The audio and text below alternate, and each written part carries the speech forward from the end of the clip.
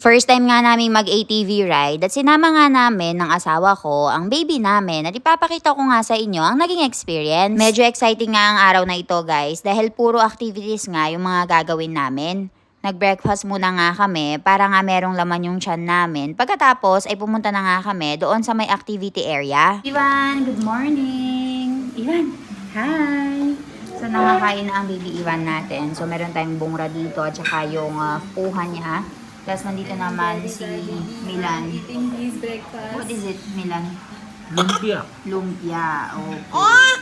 So, vegetable lumpia, right? You have noodle inside and beans, mug and all. Mug beans. How was it? Very yummy. And you? Yummy. Very tasty.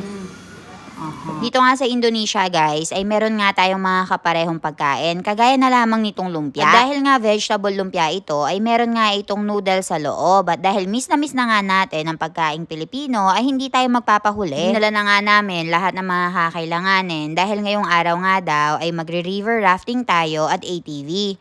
Meron nga kaming daladala na tig-isang pares ng damit. Para nga kahit mabasa kami ay walang magiging problema.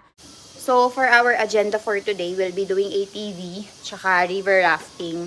Pero kasi dahil kasama natin si Ivan, siguro, I think hindi na ako magre-river rafting. Tapos sa ATV, one by one na lang Nang makarating nga kami doon, ay nagkaroon nga lang ng briefing. Pagkatapos, ay pinasuot nga nila kami ng plastic na ganito. Binigyan nga kami ng helmet at saka bota. Nang makapagbihis na nga kami, ay kinuha na nga namin si Ivan. Pagkatapos, ay nag-drive na nga si Milan. Pinuntahan na nga rin namin si Najano at saka si Vidi para makapagbihis na nga din sila. At sabay-sabay na nga din kaming umikot doon sa may forest.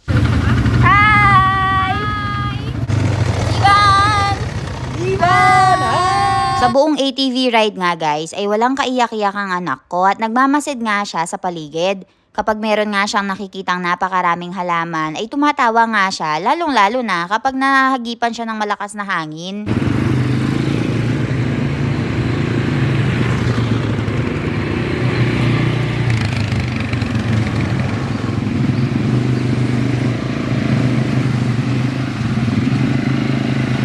Habang nag-ATV ride nga, ay nakatulog nga rin siya dahil siguro sa mga bakol-bakol na nadaanan namin. Pagkatapos nga nito, ay meron nga kaming stopover. At dito nga, ay bumili lang kami ng refreshments. Look at guys, our baby Ivan is sleeping peacefully. Yes. Even though in ATV ride, it was very tough road, right? Yes, very bumpy. bumpy Up road. and down, up and down. He have my jeans. Yeah, he can sleep anywhere, peacefully.